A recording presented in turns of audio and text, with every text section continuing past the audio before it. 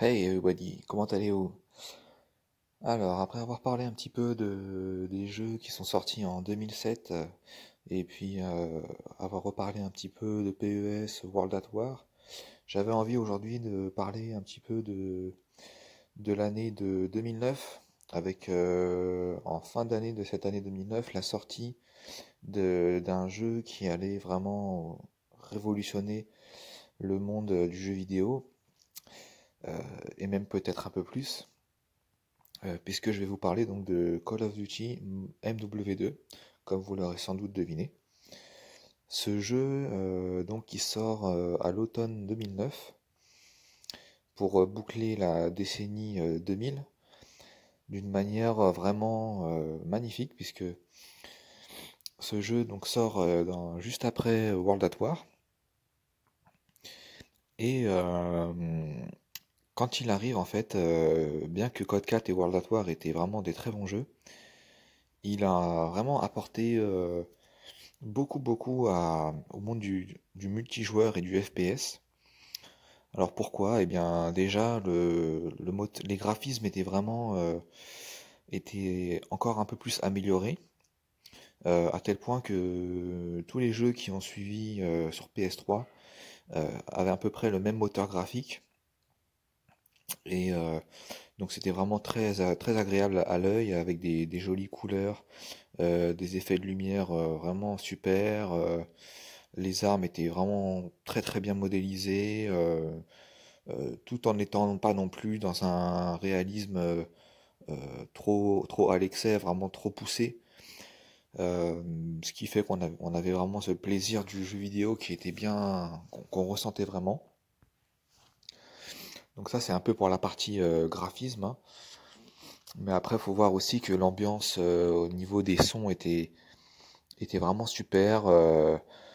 Le réalisateur des musiques s'appelait donc Hans Zimmer, qui a fait, je crois, donc beaucoup de chants de bande son pour les Call of Duty. Et donc cette bande son était vraiment géniale. On avait des musiques aussi bien dans le mode campagne qui nous ont tous marqués, je pense. Et, et sans même parler de la musique du menu du mode multijoueur, qui, même chose, après la pépite de la musique de Call of Duty 4, a réussi à renouveler l'exploit de sortir une bande son pour le a réussi l'exploit dont je vous disais de sortir une bande son pour le menu du mode multijoueur qui était vraiment mémorable et très agréable à écouter, et qui c'est vraiment le genre de musique quand on l'écoute des années après, qui vous ressentez tout de suite la nostalgie de ce que vous avez pu enfin, ressentir à l'époque, et qui vous fait vraiment revivre tous les bons moments avec vos potes en mode multijoueur. Euh, donc ça, oui, voilà, l'ambiance. Qu'est-ce qu'on pouvait relever encore? Je repense encore tout ce qui s'affichait à l'écran, quand vous faisiez vos kills, les sons qui allaient avec d'ailleurs. C'est des détails, mais c'était vraiment génial. Et puis c'était vraiment bien coloré, juste ce qu'il fallait, un peu dans un style genre jaune ou vert fluo, enfin quelque chose qui se voyait bien. Et je pense que c'est un peu à partir de là qu'on a vraiment pris goût à jouer à un FPS en mode multijoueur, hein, même si avant il y avait eu des très bons jeux, hein. Mais je crois que c'est vraiment ce jeu qui a tout lancé après. Et d'ailleurs, quand j'y repense à l'époque, euh, on sentait vraiment que tout le monde découvrait qu'est-ce que c'était que de jouer en ligne, parce qu'avant ça, il n'y avait pas eu tant que ça de jeux en ligne. Il y avait un petit peu peut-être PES, mais c'était vraiment des joueurs très un peu spécialisés qui allaient jouer à ça. Mais Call of Duty, ça a vraiment lancé le gaming pour tout le monde en fait.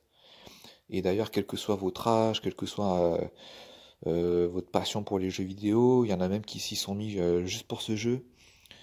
Et, et vraiment, ça, je trouvais ça très sympa d'avoir quelque chose comment dire, qui nous mettait tous un peu en lien avec les uns avec les autres. C'est vraiment le genre de choses dont tu pouvais discuter, comme tu aurais pu discuter, je sais pas, d'un match de foot à la télé, tu pouvais parler avec tes potes de Call of Duty, quoi. Et ça, vraiment, quand le jeu il atteint ce genre de choses-là, c'est vraiment génial. Donc, ouais, voilà. Donc, du coup, en plus de ça, c'est un jeu qui s'est vendu, qui a pété le record de vente à l'époque, parce qu'il s'était vendu approximativement à 30 millions d'exemplaires. Je parle même pas après des reventes d'occasion, hein, bien sûr, mais voilà. Et donc déjà, ce chiffre est très parlant, hein. Je pense que 30 millions de gens qui l'ont acheté, ça montre bien, hein, déjà ne serait-ce que ça, l'engouement du jeu. Et, euh, et d'ailleurs, ça me fait penser également que c'est à cette époque-là que ça a un petit peu aussi lancé tout ce qui est sur YouTube après, parce que il y a notamment eu des YouTubeurs comme Diablo X9 qui sont arrivés à ce moment-là. Et d'ailleurs, avant lui, il n'y avait pas vraiment de YouTuber gaming, en tout cas pour ce qui est de la partie francophone. Après, je connais moins tout ce qui est en Amérique, mais que ce soit aussi bien lui que d'autres, ça a vraiment, il y a eu vraiment un engouement après, même sur YouTube, avec les montages pour ceux qui faisaient du sniper, notamment les trick shots. Il y a eu des premières choses qui ont été lancées aussi avec des nouveaux mots qui sont apparus, comme dire que telle arme était cheatée par exemple. Là, je trouve ça me fait penser à l'arme qui était en l'occurrence l'UMP 45. Une arme, oui, qui était, on peut le dire, je crois que c'est vraiment l'arme la plus efficace de tout Call of Duty confondu, puisque vous aviez les performances d'une mitraillette associées à celles d'un fusil d'assaut. Donc vous pouviez en gros faire remporter vos duels euh, sur des courtes distances, des duels rapprochés quoi. Et vous pouviez aussi bien avoir une très grande efficacité à un peu, on va dire, moyenne longue distance. Donc ça rendait cette arme redoutable. Vous faisiez tomber vos adversaires vraiment très très rapidement. Le tout avec une précision redoutable, encore une fois. Donc du coup, voilà, le genre de mot comme cheater est apparu à ce moment-là. Et, et puis pareil, l'invention, on va dire, des trickshots avec vraiment des clips qui ont été mis à ce moment-là, qui encore aujourd'hui sont vraiment très impressionnants et agréables à regarder.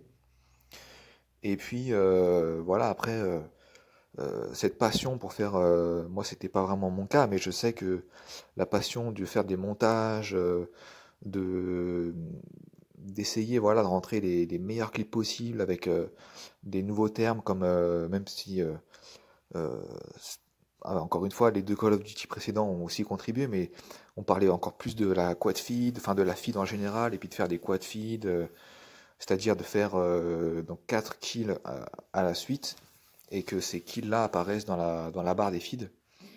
C'est-à-dire, pour ceux qui ne connaissent peut-être moins, que ça apparaisse en bas à gauche de votre écran, et puis que avec le nom de l'adversaire que vous aviez tué, plus le nom, votre propre nom en fait, et puis finalement l'assemblage des quatre lignes comme ça de la feed, voire plus, hein, des fois, faisait vraiment enfin, c'est la première fois qu'on a apprécié ce genre de détails, mais qui en fait après ont donné vraiment le charme au mode multijoueur quoi. Donc voilà, ouais, vraiment une époque. Je vous parlais notamment de Diablo X9, mais il y avait aussi un autre YouTuber qui était Kairi78. Même chose, hein, c'est le genre de personne qui a contribué un peu après, il y avait Monsieur le B12 bien sûr. Et avec le recul, on s'aperçoit que bah il y a vraiment un lien très important, je crois, on peut dire, entre un jeu comme Call of Duty et YouTube, hein. Et même après, on pense à la chaîne communautaire Code QG qui rassemblait un peu tout ce monde-là et qui permettait à tout le monde de diffuser ses clips, où il y avait même d'autres choses que les clips de kills comme des snipers. Il y avait aussi les gens qui jouaient au couteau. On avait les joueurs qui, donc on les appelait un peu des ninjas, qui aimaient bien un petit peu ridiculiser leurs adversaires en se faisant le plus discret possible. Bon, après, moi, j'étais pas trop un expert de tout ça, donc je vous parle de ça avec mes souvenirs, mais voilà. Et puis plein d'autres choses qui sont apparues, comme les gens avec on appelle ça les épiques réactions, qui hurlaient quand ils rentraient un clip incroyable, ou quand ils arrivaient à faire une Moab ou une nuque, en l'occurrence sur MW2. Ça d'ailleurs, faudrait que j'en parle un peu après de la nuque. Et donc voilà, donc ces réactions-là avec... enfin tout ça, vraiment, je pense, ça a marqué une génération, hein, on peut le dire, et puis ça a fait découvrir pour tout le monde une grande passion. Et qu'est-ce qu'il y avait encore les fails, enfin beaucoup de termes en plus comme ça qui sont apparus et qui aujourd'hui on les utilise encore. Et on parlait aussi de noob pour ceux qui au départ c'était censé être simplement des joueurs qui débutaient sur le jeu. Et puis après c'était un petit peu plus on va dire une façon de parler de quelqu'un que c'était un campeur. Il y avait aussi après tout ce qui était le fait de rager, hein. On disait le mot rageux est presque arrivé là, j'ai envie de dire, avec en anglais ce serait des haters. Euh, enfin, vraiment, en relatant un peu tout ça, on se rend compte que c'est plus tout ça, ça a dépassé vraiment le stade du jeu. Et c'est pourquoi, ouais, l'année 2009, pareil, hein, vraiment, c'était exceptionnel. Euh, il y avait aussi d'ailleurs, c'est à cette époque-là qu'on a vraiment ressenti les gens qui soit préféraient Xbox, soit préféraient PlayStation. Alors qu'aujourd'hui, bon, bah, il y a beaucoup plus d'engouement, je crois, pour PlayStation, on peut dire. Mais qu'on soit de l'un ou de l'autre, c'était sympa à l'époque d'avoir voilà un peu comme une affrontation, un affrontement, mais on va dire sympathique entre les deux. Et puis finalement les deux univers, que ce soit Xbox, Microsoft et PlayStation, Sony quoi, euh, finalement les deux, finalement ces deux univers-là se complétaient très bien. Et puis je veux dire ils avaient tous les deux leur place. Et, euh, et en fin de compte tout ça était assez on va dire positif dans l'ensemble. Xbox de son côté avait sa manette qui était peut-être plus faite à la base pour le FPS, avec ses gâchettes un peu incurvées et adaptées à la sensation, on va dire, de tir. Et puis son joystick, enfin ses deux joysticks un peu désaxés qui étaient assez confortables, pareil pour ce qui est des déplacements un peu liés au FPS. Et une prise en main vraiment géniale aussi. Et puis Sony avec sa manette bah, très connue et qui était sortie déjà sur la PS1 et la PS2 et qui elle était assez polyvalente mais tout aussi agréable on va dire à jouer. Et, euh, et en plus de ça oui Xbox avait à l'époque l'exclusivité et donc du coup par exemple sortait des consoles aux couleurs du jeu en question. Et j'avais eu la chance pour ma part d'acheter la Xbox donc aux couleurs du jeu MW2.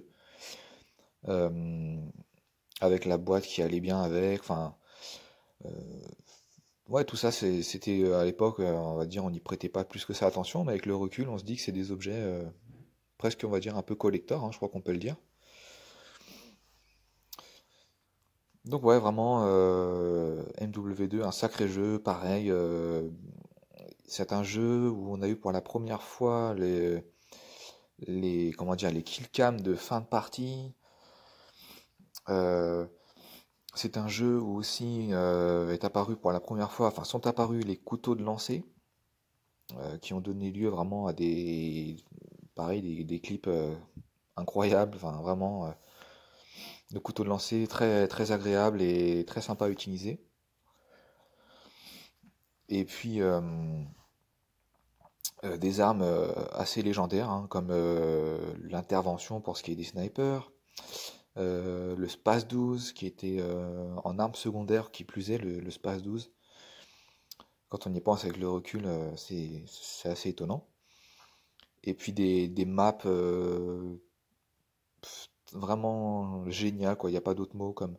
Il y avait donc Favela, euh, la- bien sûr la légendaire map Terminal, qui ensuite est revenue sur MW3, et puis un peu après sur Infinite Warfare, bien sûr.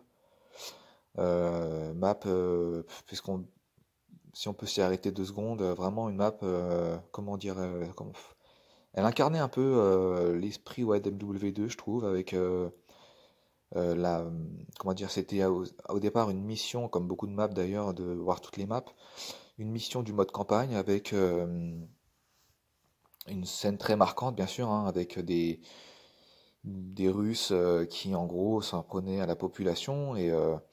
Mais bon, ça, on va dire, c'est plus pour l'anecdote, mais finalement, parce que bon, on va pas faire la promotion de tout ça, bien sûr, mais au-delà de ça, c'était une map qui a d'entrée marqué les esprits, et puis après, dans le mode multijoueur, elle était tellement géniale à jouer, ni trop grande, ni trop petite, avec des spots vraiment super, qui convenaient, je pense, à tout type de jeu, aussi bien pour les snipers que pour les rushers, voire même, même si on ne devrait pas les dire, voire même pour les campeurs, même si bon, après il faut tout pour faire un monde, comme on dit, mais c'est vrai que même pour les campeurs, il y avait de quoi faire.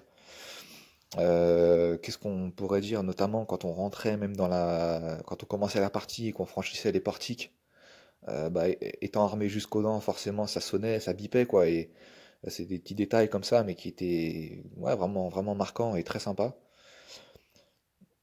Les petites musiques, enfin ouais, tout vraiment une map légendaire, on peut le dire. À l'opposé de ça, mais tout aussi mythique, il y avait la map Rust, qui était, on va dire, la petite map du jeu, sur lesquelles on pouvait faire aussi bien des parties en folie, on va dire, ou aussi bien des duels pour les snipers. Et puis, comme autre map encore, on pourrait parler de, bah, je sais plus, on va dire, ouais, tout ce qui est scrapyard, enfin beaucoup de maps de toute façon qui étaient tout, on va dire, dans l'ensemble très très agréable à jouer, hein, je pense qu'il n'y a pas de problème. Voilà, donc ouais, MW2. Ah oui, comment ne pas parler de la fameuse nuque, la bombe nucléaire, hein, avec les killstreaks d'ailleurs qui étaient associés. Bah pareil, les killstreaks personnalisables et comment dire, et étalés sur 25 kills, ce qui était la première fois, hein, parce qu'avant on avait le droit à seulement 3 killstreaks. Et assez basique d'ailleurs, un avion de reconnaissance, un bombardement et un hélico. Et là, on arrive sur NW2 et on a le droit à beaucoup, beaucoup plus de killstreaks, hein, oui, le bombardement de précision, le Harrier, l'AC-130. Enfin, avec en plus de ça, quand on les débloque, un affichage vraiment, rien que ça qui faisait plaisir, à l'écran, je veux dire. Et, euh, et oui, des killstreaks. Ah oui, le missile Predator, bien entendu. Enfin, vraiment des killstreaks vraiment géniaux qui ont été plus que repris par la suite, quoi. Et comment dire, à l'aboutissement de tout ça, d'ailleurs, c'était donc la fameuse nuque, la bombe nucléaire, qui mettait vraiment, qui mettait la barre du challenge au plus haut qu'elle n'avait jamais été, quoi. Et c'était vraiment une invention des développeurs vraiment très bien trouvée, parce que même si on pouvait l'avoir avec les killstreaks, et pas uniquement avec l'arme, on va dire, ça mettait vraiment quand même du piquant au jeu, et on savait que quand on réalisait une nuque, pour ceux qui ont eu la chance d'en faire, on savait vraiment qu'on avait réalisé un truc, quelque chose de vraiment de génial, quoi, qui dépassait presque le simple jeu vidéo. C'était vraiment on peut le dire, une vraie performance, quoi.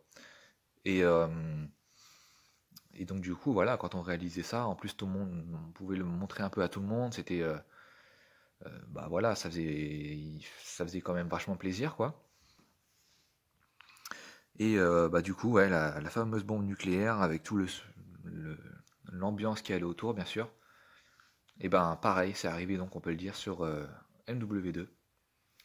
Donc voilà, vraiment un jeu vraiment génial et d'ailleurs à tel point que le Call of Duty sorti donc en 2020, donc l'an passé 2023-2024, n'était autre que, je vous apprends rien j'imagine, mais on peut le rappeler que c'était donc toutes les maps de base donc de MW2.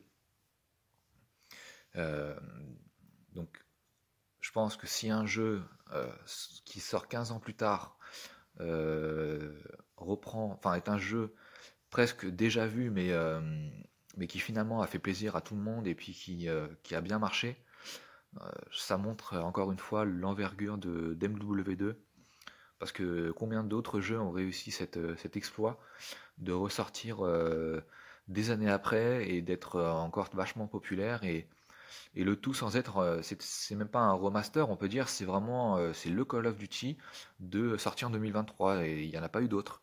Donc avec évidemment une patte un peu différente, hein, mais des maps toujours aussi appréciables. Et puis en plus de ça, comme c'est sorti 15 ans après, il y a forcément des personnes, des jeunes joueurs aujourd'hui qui n'étaient pas en âge de pouvoir y jouer à l'époque, puisque on va dire des personnes nées dans les années entre 2005 et 2010, voire même un peu après, enfin forcément après bien sûr, mais qui aujourd'hui donc n'ont pas pu y jouer à ce moment-là et qui peuvent y jouer à l'heure d'aujourd'hui. Donc tout ça, voilà, ça montre que je pense que vraiment le jeu vidéo, à partir de là, a pris vraiment une dimension euh, sans égale, quoi. Il y a vraiment, c'est un peu en 2009 finalement la fin un peu d'une ère avec tout ce qui était la PlayStation 2 et puis beaucoup de jeux plus en solo qu'on avait eu à l'époque.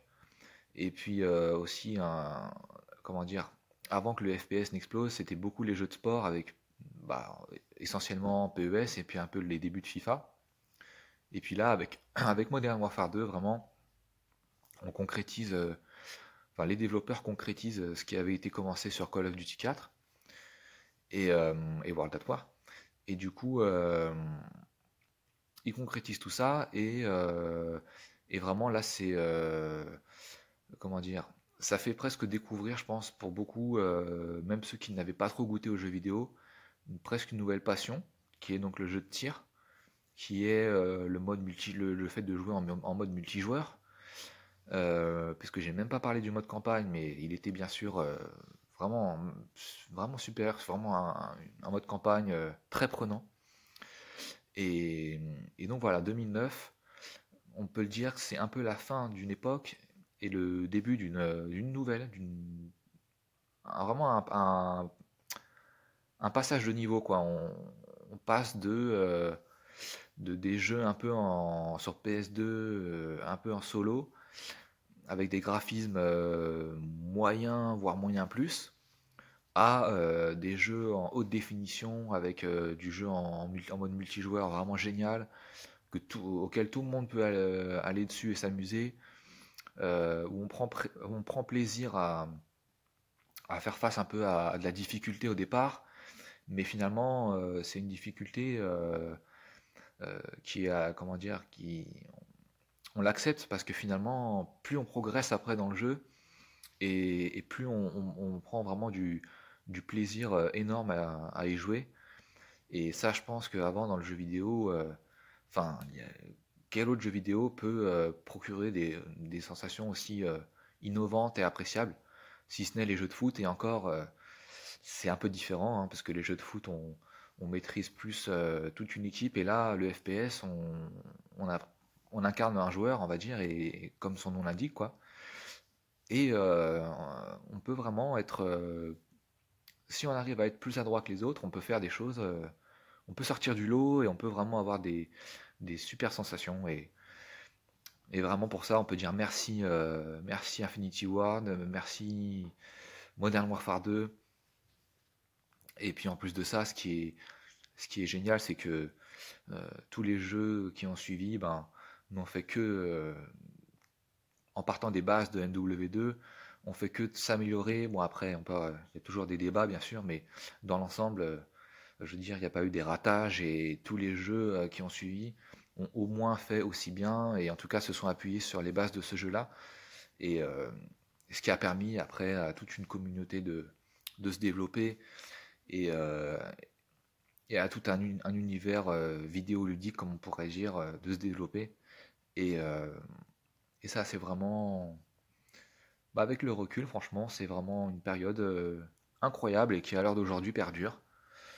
Et ça, je pense que c'est la marque des grands. Donc vraiment MW2, un grand respect et allez-y encore les gars, allez-y encore aujourd'hui en 2025, on peut y jouer et s'amuser quoi. Donc si vous avez encore votre PS3 ou votre 360, ressortez-la et faites-vous plaisir, hein, parce que finalement dans le jeu vidéo, je pense que c'est vraiment la chose la plus importante et tant qu'on s'amuse, bah c'est que vraiment il n'y a rien de mieux que de s'amuser sur les jeux vidéo, donc ou que ce soit dans la vie en général bien sûr.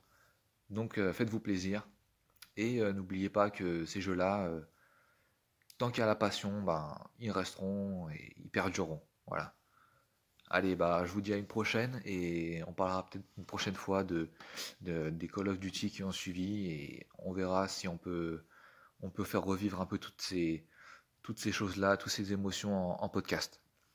Salut à tous.